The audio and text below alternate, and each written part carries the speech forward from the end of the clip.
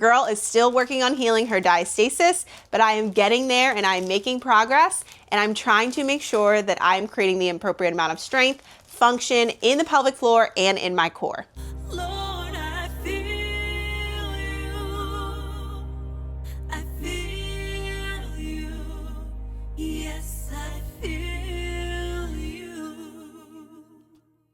I am 5 months postpartum, and it is time to do a 5-month postpartum workout. I have Caleb with me, our 5-month-old. I'm in our kids' room, and this is the way that I have to get my workouts done. It is also the way that you can get your workouts done. When it comes to postpartum exercise, so many moms feel the pressure of having to have it all together. You don't have to have it all together. You don't have to have the perfect space. You don't have to go to the gym for an hour. You don't have to have time by yourself to be able to get your pelvic floor and your core postpartum workouts in. You can very well use what you have. I've been doing this for almost 5 years as a mom. And one of the things that I always tell my clients is to make sure that you just integrate these skills, integrate your exercises, integrate your healing into your day-to-day life. But before we get into the workout, make sure you hit that subscribe button so that way you don't miss any updates or videos surrounding pelvic floor, core, ministry, motherhood, and more.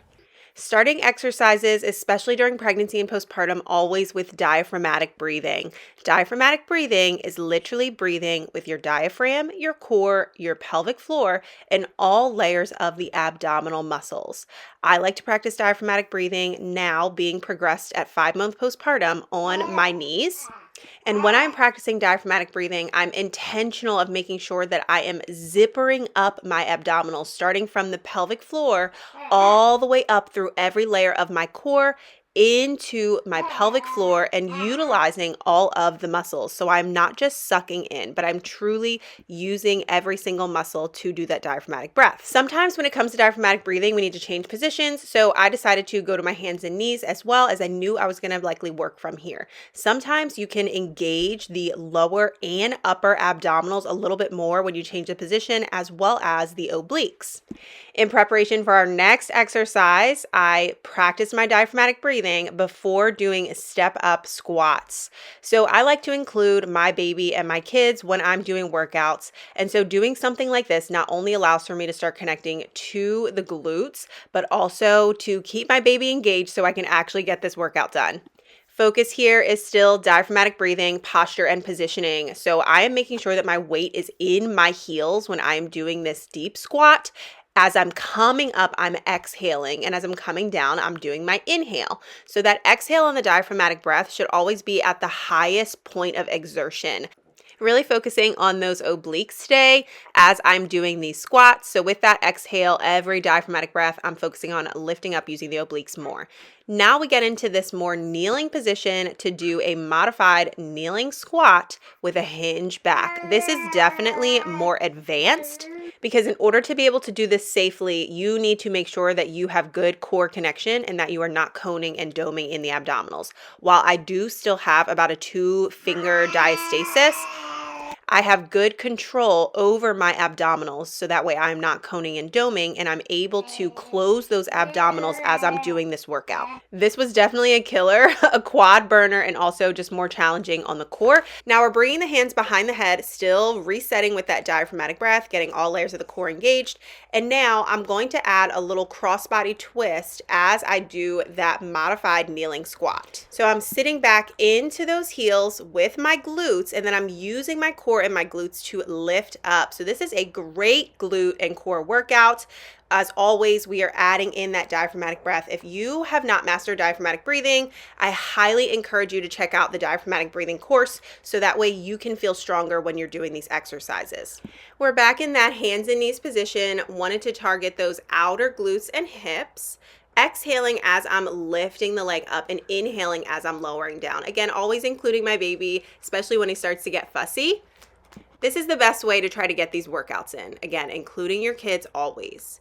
Now we do a nice little reset here, always using our diaphragmatic breath to reset. This is a very advanced workout. So if you are still a beginner in postpartum exercise, you definitely do not want to be doing this.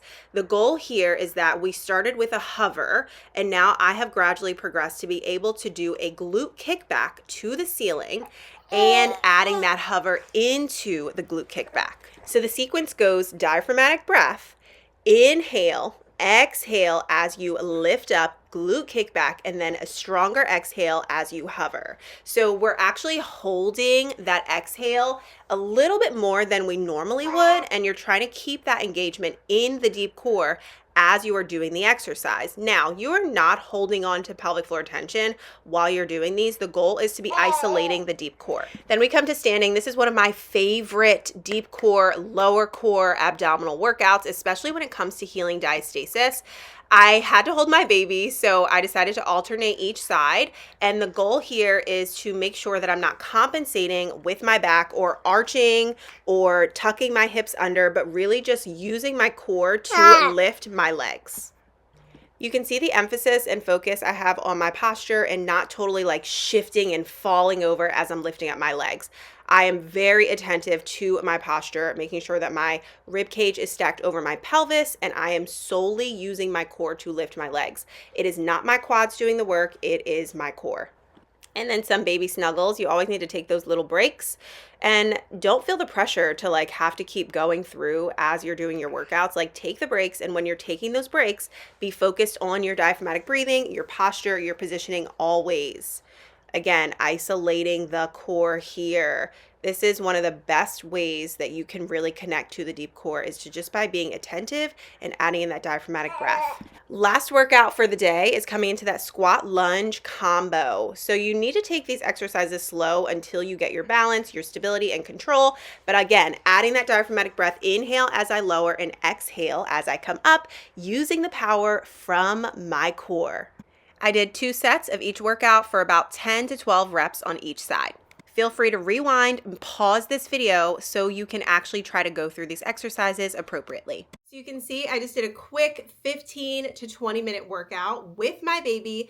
Sometimes I have the older kids too, but it is possible to get it done. I see results every single week. I didn't start here though, and I always think that's important to note. I started in my 14-week pelvic floor and core healing program called the Postpartum Movement Academy. I have it linked in the description. It is a 14-week pelvic floor and core healing program specific to healing your pelvic floor postpartum, healing diastasis or any abdominal weakness that you may have in the postpartum phase, and helping you to become the most strong and functional that you need to be for motherhood and to reach those postpartum goals. It's all about laying a good foundation so then you can do exercises like the ones that I just demonstrated with confidence, with the appropriate pelvic floor and core connection, and to ultimately heal and get rid of those pelvic floor issues, your postpartum back pain, and to heal your diastasis or abdominal separation. Thanks for tuning into my channel. Make sure you hit that subscribe button so you do not miss any updates. Lord, I feel you. I feel you. Yes,